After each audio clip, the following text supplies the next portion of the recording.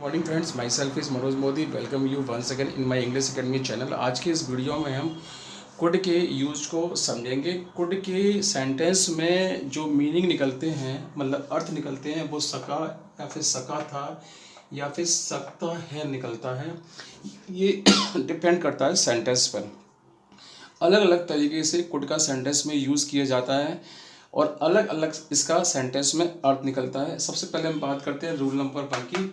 ये कैन का पास्ट है, मतलब कहने का ये है कि कुड का यूज़ हम पास्ट टेंस में करते हैं। ऐसा उस कंडीशन में करते हैं जब हम सेंटेंस में योग्यता या क्षमता बता रहे हो। योग्यता मतलब एबिलिटी और क्षमता मतलब कैपेसिटी। तो जब भी किसी भी सेंटेंस में हमें योग्यता या क्षमता बतानी होगी तब हम कुड का यूज़ सेंटेंस में करेंगे और कुड के बाद वर्ब की फर्स्ट फॉर्म लगाएंगे। और ऐसी कंडीशन में कुड का जो हिंदी मीनिंग निकलेगा वो निकलेगा सकता था या फिर सकती थी। For example, when I was young, जब मैं युवा था तब मैं तेज दौड़ सकता था। यानी कि इस सेंटेंस में हम क्षमता बता रहे हैं और क्षमता बताने के लिए हमने यहाँ पे क्या का यूज़ किया है, कुड का, क्योंकि ये टेंस कौन सा है, past. Now rule number 2, when she was child, जब वो चाइल्ड थी मतलब जब वो बच्ची थी, she could swim in the pond, तो वह तालाब में तैर सकती थी। यानी कि इस सेंटेंस में भी हमने क्षमता बताई है और हमने यहाँ कुड का यूज़ किया है। और कुड का यूज़ हमने इसलिए किया है क्योंकि ये सेंटेंस जो है पास्ट में है, तो योग्यता और क्षमता बताने के लिए कुड का यूज सेंटेंस में किया जाता है और कुड के बाद वर्ब की फर्स्ट फॉर्म लगती है। तब ऐसी कंडीशन में कुड का हिंदी मीनिंग होता है सकता था। जैसे कि एग्जांपल नंबर 2, यानी कि जब वो बच्ची थी तब वो तालाब में तैर सकती थी। अब हम बात करते हैं रूल नंबर 2 की। नंबर 2, कुड का यूज सेंटेंस के शुरू में विनती करने के लिए किया जाता है। विनती मतलब रिक्वेस्ट। यदि किसी से आपको कोई रिक्वेस्ट करनी हो तो उस रिक्वेस्ट को शो करने के लिए, रिक्वेस्ट को बताने के लिए सेंटेंस के शुरू में हम कुड का यूज़ करते हैं कैन की बजाय।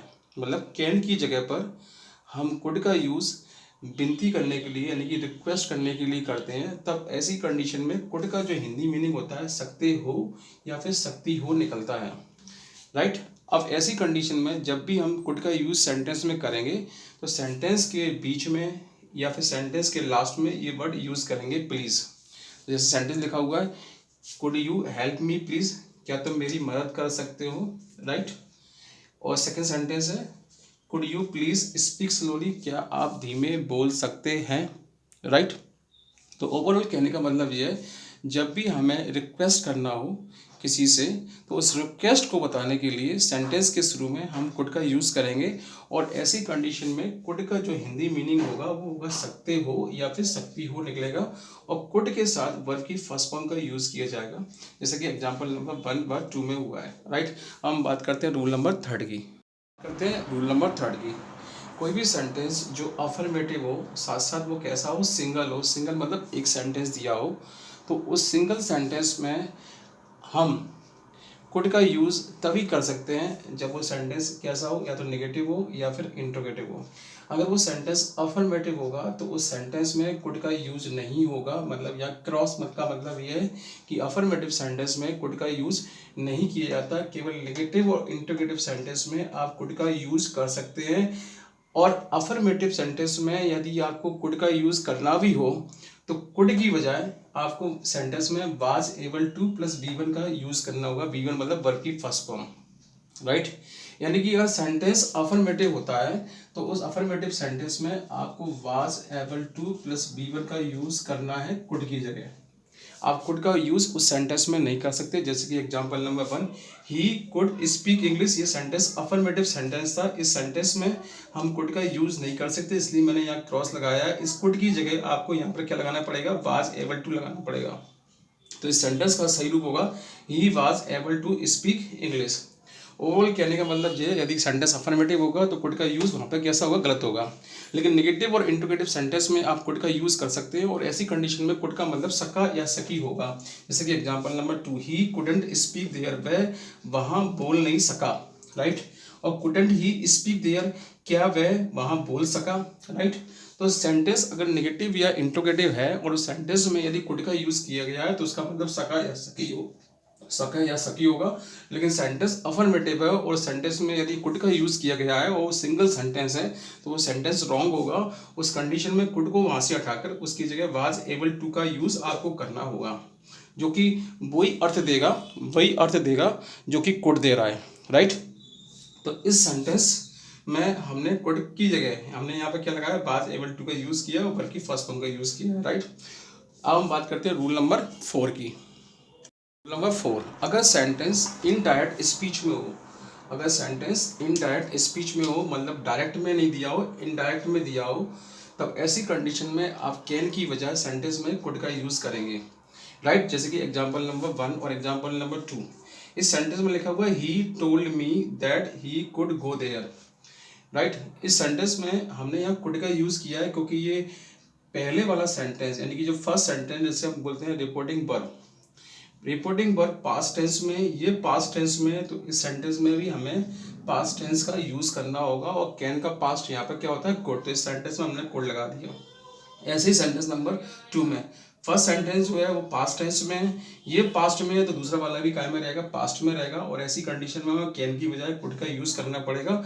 और ये दोनों की दोनों सेंटेंस कैसे सेंटेंस है, इनडायरेक्ट स्पीच में है। और इनडायरेक्ट स्पीच में अगर आपकी रिपोर्टिंग वर्ब, इनडायरेक्ट स्पीच में यदि आपकी रिपोर्टिंग वर्ब यानी कि पहले वाला सेंटेंस, रिपोर्टिंग वर्ब का मतलब होता है किसने किससे कहा, यानी कि उसने मुझसे कहा, यानी कि ये रिपोर्टिंग वर्ब है। अगर रिपोर्टिंग वर्ब पास्ट टेंस में होती है तो फिर रिपोर्टेड स्पीच भी पास्ट टेंस में होती है, यानी कि ये पीछे वाला सेंटेंस यानी कि दूसरे नंबर का सेंटेंस पास्ट टेंस में रहेगा और पास्ट टेंस में हमें कैन की बजाय कुड का यूज़ करना होगा। सेम इसी तरीके से सेकंड एग्जांपल में मैंने किया, रिपोर्टिंग वर्ब पास्ट टेंस में है, पास्ट टेंस में होने की वजह से इस टेंस में भी हमने, इस सेंटेंस में हमने पास्ट टेंस का यूज़ किया और कैन का पास्ट क्या होता है, कुड। तो ओवरऑल ये कुड के रूल थे। हम बात करते हैं माइट के रूल की। हम बात करते हैं माइट की। माइट जो है मे का पास्ट है, लेकिन इसका यूज़ फ्यूचर पॉसिबिलिटी बताने के लिए किया जाता है। फ्यूचर पॉसिबिलिटी से मतलब है भविष्य में, भविष्य की होने वाली घटना को बताने के लिए माइट का यूज़ किया जाता है। अब किसी काम के होने की संभावना यदि फ्यूचर में बहुत कम होगी, यानी कि प्लस के 2% होगी, तब हम माइट का यूज़ करेंगे। लेकिन यदि पॉसिबिलिटी यानी कि संभावना 50-50 होगी तो मे का यूज़ करेंगे, राइट। जब भी हम सेंटेंस में माइट का यूज़ करेंगे तब माइट सेंटेंस में शायद का अर्थ देगा, साथ साथ सेंटेंस के लास्ट में सकती है का अर्थ भी निकलेगा, राइट। तो कभी भी किसी भी सेंटेंस में अगर हमें पॉसिबिलिटी बतानी हो, पॉसिबिलिटी मतलब संभावना बतानी हो, और उस पॉसिबिलिटी को हमें ये बताना हो कि वो काम होने की जो पॉसिबिलिटी है बहुत ही कम है, अर्थात वो ना के बराबर है, तब उस कंडीशन में माइट का यूज़ किया जाता है, राइट। तो सेंटेंस को पढ़ने से हमें आइडिया लग जाएगा कि उस सेंटेंस में माइट लगेगा या मे लगेगा या फिर कैन लगेगा। यदि पॉसिबिलिटी यानी कि संभावना ना के बराबर है तब माइट का यूज़ होगा, और यदि पॉसिबिलिटी यदि 50-50 है तो मे का यूज़ सेंटेंस में किया जाएगा, राइट। अब जैसे सेंटेंस है the sky is clear, the sky is clear so it rain. अब इस सेंटेंस में हमने माइट का यूज़ किया हुआ है, उसका ओवरऑल रीज़न ये है कि इस सेंटेंस में लिखा हुआ है आसमान जो है वो कैसा है, साफ़ है। तो जब आसमान साफ़ होगा तो वर्षा होने की संभावना कैसी होगी, ना के बराबर होगी, यानी कि वर्षा होने के चांस कैसे हैं, 2% है, मतलब वर्षा होने के चांस 2% है और ना होने के 98% है। तो जब किसी काम के होने की संभावना बहुत ही कम हो, मतलब 2% हो, उस कंडीशन में हम माइट का यूज़ करेंगे। लेकिन यदि वो संभावना 50-50 है तब उस कंडीशन में मे का यूज़ किया जाएगा। जैसे कि इस सेंटेंस से क्लियर है कि आसमान साफ़ है, इसलिए इस सेंटेंस में हमने माइट का यूज़ किया है, क्योंकि जब आसमान साफ होगा तो वर्षा होने की संभावना कैसी होगी, ना के बराबर होगी, right. Now come to the second example. Second example में लिखा हुआ है her condition is very critical, यानी कि उसकी हालात बहुत ख़राब है, उसकी हालत बहुत ख़राब है, सो सी सर्वाइव, तो उसने बचने के, तो अतः वह बच सकती है, तो उसके बचने के चांस कितने हैं, ना के बराबर है। सर्वाइव मतलब होता है बचे रहना, यानी कि जिंदा रहना, यानी कि बने रहना। यानी कंडीशन कैसी है, क्रिटिकल है, तो बचने के चांस कैसे होंगे उसके, ना के बराबर होंगे। तब ऐसी कंडीशन में इस सेंटेंस में यहाँ पर क्या आएगा, माइट का यूज़ किया जाएगा। और इस सेंटेंस की हिंदी कुछ इस तरह से होगी, उसकी कंडीशन बहुत ही ज़्यादा कैसी, क्रिटिकल है, अतः शायद ही वो बच सकती है। मतलब सेंटेंस में माइट जो है शक्ति है का भाव देगा, साथ साथ उस सेंटेंस में शक्ति शायद शायद का भी भाव निकलेगा। और शायद सबसे हमें ऐसा बोध होगा कि उस काम के होने की संभावना कैसी है, ना के बराबर है। Right, now come to the third example. The sky is dark. आसमान कैसा है, आसमान कैसा है, काला है, यानी कि आसमान में बादल छाए हुए हैं, और बादल छाए हुए हैं, सो इट रेन, तो वर्षा होने की संभावना कितनी है, कितनी है, ज़्यादा है। ज़्यादा है मतलब 2% से ज़्यादा है। मतलब आसमान कैसा है, आसमान में कैसे है, बादल छाए हुए हैं, तो बरसात होने की संभावना कैसी है, ज़्यादा है, यानी कि 50-50 है। तो ऐसी कंडीशन में इस सेंटेंस में मे का यूज़ किया जाएगा। इन केस यदि आसमान साफ नहीं होता, सॉरी आसमान काला नहीं होता है, यानी कि आसमान में बादल नहीं होते, तो वर्षा होने की संभावना कैसी होती है, ना के बराबर।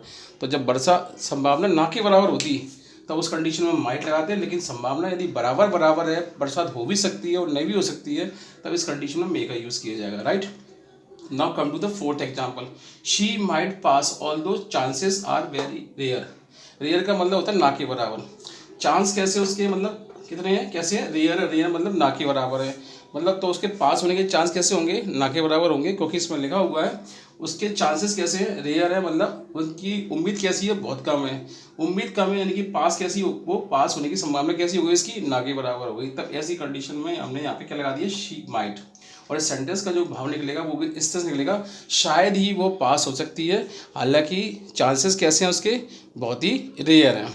Right, now come to the fifth example. She might come today. वह शायद ही आज आ सकती है। दैट मीन्स उसके आने के चांस कितने हैं, 2% है, मतलब वो नहीं आएगी, ऐसी ऐसी पूरी पॉसिबिलिटी है। तो जब किसी सेंटेंस में किसी काम के होने की संभावना ना के बराबर हो, तब उस कंडीशन में हम मे की बजाय माइट का यूज़ करते हैं। और जब भी सेंटेंस में माइट के बाद वर्ब आएगी तो वो फर्स्ट फॉर्म में आएगी, मतलब माइट अपने बाद वर्ब की फर्स्ट फॉर्म लेता है। राइट, अब जैसे सेकंड एग्जांपल में भी मैंने माइट की बाद फर्स्ट फॉर्म यूज़ की है, थर्ड में भी मैंने फोर्थ में भी माइट की बाद फर्स्ट फॉर्म यूज़ की है, और फिफ्थ में भी माइट की बाद फर्स्ट फॉर्म यूज़ की है। ओवरऑल आपको ये याद रखना है कि माइट का यूज़ जब भी सेंटेंस में किया जाएगा, तब यदि उसके बाद वर्ब आ रही है तो हमें वर्ब का फर्स्ट फॉर्म यूज़ करना होगा। अब हम बात करते हैं इसके रूल नंबर 2 की। टू द रूल नंबर 2, जब भी दो सेंटेंस आपस में सो दैट से जुड़े हुए हों, जैसे कि ये सेंटेंस नंबर 1 और सेंटेंस नंबर 2, तो जब भी दो सेंटेंस आपस में सो दैट से जुड़े हुए हों, मतलब उनके बीच में सो दैट लिखा हुआ हो, तो सो दैट से जुड़ने वाला पहला सेंटेंस यदि प्रेजेंट टेंस में हो तो सो दैट के बाद मे प्लस वर्ब की फर्स्ट फॉर्म का यूज़ किया जाता है। लेकिन यदि सो दैट से जुड़ने वाला पहला सेंटेंस पास्ट टेंस में हो तो उसके बाद माइट प्लस वर्ब की फर्स्ट फॉर्म का यूज़ किया जाएगा। जैसे कि example number 1, he works hard. He works hard यानी कि ये प्रेजेंट टेंस है, क्योंकि इसमें वर्ब में एस लगा हुआ है। जैसा कि आप जानते हैं प्रेजेंट इंडेफिनिट टेंस में वर्ब में एस और ईएस का यूज़ किया जाता है, तो यानी कि ये टेंस प्रेजेंट है। प्रेजेंट तो दैट मीन्स इस सेंटेंस में सो दैट के बाद हम किसका यूज़ करेंगे, मे का यूज़ करेंगे। तो इस सेंटेंस में यहाँ पे क्या आ गया, मे। राइट, और इस सेंटेंस की हिंदी कुछ इस तरह से हो गई, वह मेहनत करता है ताकि वह पास हो सके। Right, now come to the second example, he worked hard. He worked hard यानी कि वर्क की सेकंड फॉर्म लगी हुई है, यानी कि ये पास्ट टेंस है। पास्ट टेंस है तो पास्ट टेंस होने की वजह से सो दैट के बाद आने वाले सेंटेंस में किसका यूज़ किया जाएगा, माइट का यूज़ किया जाएगा। तो यहाँ पर माइट आ जाएगा। और इस सेंटेंस की हिंदी कुछ इस तरह से होगी, उसने कठिन परिश्रम किया ताकि वो पास हो सके। Now come to the third example, keep quiet so that I read this book. इस सेंटेंस में हम देखेंगे सो दैट से जुड़ने वाला पहला सेंटेंस प्रेजेंट टेंस में, जो कि इंपरेटिव है, आदेशात्मक है। आदेशात्मक सेंटेंस हमेशा प्रेजेंट टेंस में बोले जाते हैं या लिखे जाते हैं। तो ये प्रेजेंट टेंस है, इसका प्रेजेंट टेंस होने की वजह से इस सो दैट के तुरंत बाद हम किसका यूज़ करेंगे, माइट का यूज़ करेंगे। तो इस सेंटेंस में हमने माइट लगा दिया। और इस सेंटेंस की हिंदी कुछ इस तरह से हुई, शांत रहिए ताकि मैं इस किताब को ढंग से पढ़ सकूँ। Now come to the rule number third. अगर कोई सेंटेंस इनडायरेक्ट स्पीच में दिया हुआ, तो इनडायरेक्ट स्पीच में होने की वजह से दूसरे वाले सेंटेंस में हम माइट का यूज़ करेंगे। जैसे कि फर्स्ट सेंटेंस इसमें लिखा हुआ है ही टोल्ड, जो कि रिपोर्टिंग वर्ब है। रिपोर्टिंग वर्ब का मतलब होता है किसने किससे कहा। ये सेंटेंस जो कि रिपोर्टिंग वर्ब में है, तो इसके बाद आने वाले सेंटेंस में जो कि रिपोर्टेड स्पीच है, उसमें हम माइट का यूज़ करेंगे। उसके माइट लगाने के पीछे ओवरऑल रीजन ये है कि आपका ये सेंटेंस पास्ट में है, तो इसके पास्ट में होने की वजह से हम इस सेंटेंस में मे का पास्ट फॉर्म यूज़ करेंगे, जो कि माइट है। Now come to the second example. इस एग्जांपल में आप देखेंगे ये सेंटेंस पास्ट में है, साथ साथ ये इंटायर स्पीच में है, इंटायर स्पीच में है, तो ये पास्ट टेंस में होने की वजह से सेकंड सेंटेंस में भी हम क्या यूज़ करेंगे, माइट का यूज़ करेंगे, क्योंकि मे का पास्ट जो होता है वो क्या होता है, माइट होता है। जैसा कि आप जानते हैं, जब भी दो सेंटेंस जिसमें से पहला सेंटेंस यदि पास्ट में हो तो दूसरा सेंटेंस भी काय में होता है, पास्ट में होता है। यदि पहला सेंटेंस प्रेजेंट में हो तो दूसरा सेंटेंस प्रेजेंट या फ्यूचर में हो सकता है। ऐसा हमने टेंस में पढ़ा है और टेंस में ऐसा हम जानते हैं। तो अगर आपको इस रूल के बारे में बहुत ज़्यादा कुछ ढंग से या डीपली समझना हो तो आप मैंने टेंस की वीडियो बनाई हुई है, तो उस वीडियो को आप देखिए तो आपको मालूम पड़ जाएगा जब भी दो सेंटेंस जोड़े जाते हैं तो वो उनमें किन किन रूल को हम फॉलो करते हैं, उसको मैंने बहुत ही डिटेल में समझाया है।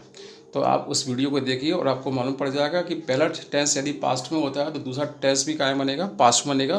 तो चूंकि पहला सेंटेंस पास्ट में है तो दूसरा भी कायम बन गया पास्ट में। इसी तरह सेकंड सेंटेंस में पहला सेंटेंस पास्ट में था, दूसरा भी कायम बन गया पास्ट में, राइट। हम बात करते हैं रूल नंबर 4 की। एग्जाम्पल्स की बात करते हैं। जैसे एग्जाम्पल नंबर फर्स्ट, कम बाट शी विल कम, और इस सेंटेंस में ये पूछा गया कि मे आएगा, माइट आएगा, या कैन आएगा, या कुड आएगा। तो जैसा कि मैंने आपको बताया, कम बाट के बाद क्या आता है, मे आता है। तो इस सेंटेंस में हम क्या बनेंगे, मे बनेंगे, और इस सेंटेंस की हिंदी कुछ इस तरह से होगी, चाहे कुछ भी हो जाए वह जरूर आएगी। अब सेकेंड सेंटेंस की बात करते हैं, शी स्पीक इंग्लिश। अब इस सेंटेंस में ये पूछा गया कि मे आएगा, माइट आएगा, कैन आएगा, या कुड आएगा, क्योंकि इंग्लिश बोलना क्या है, एक एबिलिटी है, योग्यता है, और योग्यता बताने के लिए हम किसका यूज़ करते हैं, कैन का। तो इस सेंटेंस में किसका यूज़ किया जाएगा, कैन का। Now come to the third example, when she was in England she speak English. जैसे कि हम देख रहे हैं, ये पहला वाला सेंटेंस पास्ट में है। जब पहला वाला सेंटेंस पास्ट है तो दूसरे वाले सेंटेंस में क्या का यूज़ किया जाएगा, कुड का यूज़ किया जाएगा, क्योंकि यहाँ इंग्लिश बोलने की बात हो रही है, योग्यता बताई जा रही है, लेकिन ये योग्यता काय में है, पास्ट टेंस में। पास्ट टेंस में होने की वजह से इस सेंटेंस में हम काय का यूज़ करेंगे, कुड का यूज़ करेंगे। तो सेंटेंस की हिंदी कुछ इस तरह से होगी, जब वो इंग्लैंड में थी तब वो इंग्लिश बोल सकती थी। Now come to the fourth example, it is heavily rain, यानी कि बहुत तेज़ी से बरसात हो रही है। It is heavily raining, it is heavily raining, यानी कि बहुत मूसलाधार बरसात हो रही है। सो सी वेट, तो वह भीग सकती है। तो भीगने के चांस कितने हैं, ज़्यादा है। तो जब किसी काम के होने की संभावना बहुत ज़्यादा होती है तब उस कंडीशन में कैन का यूज़ करते हैं, और यदि संभावना 50-50 होती है तो मे का यूज़ करते हैं, और यदि संभावना ना के बराबर होती है तो माइट का यूज़ करते हैं। चूँकि उसके भीगने के चांस ज़्यादा है इसलिए सेंटेंस में कैन का यूज़ किया जाएगा। Now come to the fifth example, he not help laughing yesterday. चूँकि ये सेंटेंस पास्ट टेंस है, साथ साथ इस सेंटेंस में हेल्प के बाद बी फोर का यूज़ किया गया है। तो जैसे कि मैंने आपको बताया है, कैन और कुड, कैन और कुड के बाद यदि हेल्प लिखा हो तो उसमें आईएनजी का प्रयोग किया जाएगा। और चूंकि ये सेंटेंस पास था इसलिए इस सेंटेंस में हम कैन की बजाय क्या का यूज़ करेंगे, कुड का। और सेंटेंस की हिंदी कुछ इस तरह से होगी, वह कल हंसे बिना नहीं रह सका, right. Now come to the sixth example, I not speak, यहाँ मैं बोल नहीं सका, राइट, मैं बोल नहीं सका। अब इस सेंटेंस से आई नॉट स्पीक, इस सेंटेंस में पूछा गया कि कैन आएगा, कुड आएगा, मे आएगा, माइट आएगा। तो जैसा कि मैंने आपको बताया, सिंगल सेंटेंस कभी भी प्रेजेंट टेंस में नहीं बनता, वो हमेशा पास्ट टेंस में बनता है। और चूंकि ये सेंटेंस नेगेटिव भी है इसलिए सेंटेंस में हम क्या का यूज़ करेंगे, कुड का यूज़ करेंगे। कैन इस सेंटेंस में नहीं आ सकता क्योंकि सिंगल सेंटेंस में जो कि जिसमें टाइम डिफाइंड नहीं हो तो उस सेंटेंस में हम कैन का यूज़ नहीं कर सकते, बल्कि उस सेंटेंस में हम पास्ट का यूज़ करेंगे। और कैन का पास्ट क्या होता है, कुड। तो इस सेंटेंस में कुड का यूज़ किया जाएगा। Now come to the seventh example, she come because she is ill, वह बीमार है तो उसके बीमार होने की वजह से उसके आने के चांसेस कितने होंगे, ना के बराबर होंगे। और ना के बराबर पॉसिबिलिटी बताने के लिए हम सेंटेंस का यूज़ करते हैं, माइट का। तो इस सेंटेंस में क्या आ जाएगा, माइट, यानी कि सेंटेंस की हिंदी कुछ इस तरह से हो जाएगी, वह शायद ही आ सकती है क्योंकि वो क्या है, बीमार है। तो जब किसी काम के होने की संभावना बहुत ही कम हो, मतलब ना के बराबर हो, तो उस कंडीशन में माइट का यूज़ किया जाएगा। Now come to the 8 example, switch off the light, मतलब लाइट बंद कर दो, सो दैट आई स्टडी। चूँकि पहला वाला सेंटेंस प्रेजेंट में है और प्रेजेंट में होने की वजह से दूसरे वाले सेंटेंस में हम क्या का यूज़ करेंगे, मे का यूज़ करेंगे। तो इस सेंटेंस में क्या यूज़ किया जाएगा, मे का। आई थिंक आपको ये सारे एग्जाम्पल समझ में आए होंगे, और भी बहुत सारे एग्जाम्पल आपको समझाने के लिए हैं। इसके लिए आप मैंने अलग से इसके लिए एक्सरसाइज के लिए अलग से एक वीडियो बनाया हुआ है। तो जब भी आपको बहुत सारे एग्जाम्पल करने हो, काफ़ी सारे एग्जाम्पल करने हो, तो आप उन वीडियो को ज़रूर देखिए। आई थिंक आपको ये वीडियो पसंद आया होगा। अगर आपको ये वीडियो पसंद आया हो तो आप इस वीडियो को लाइक कीजिए, चैनल पर नए हैं तो चैनल को सब्सक्राइब कीजिए, अपने फ्रेंड्स को, रिलेटिव्स को चैनल के बारे में बताइए, ज़्यादा से ज़्यादा चैनल को शेयर कीजिए। Thanks for joining us, have a good day.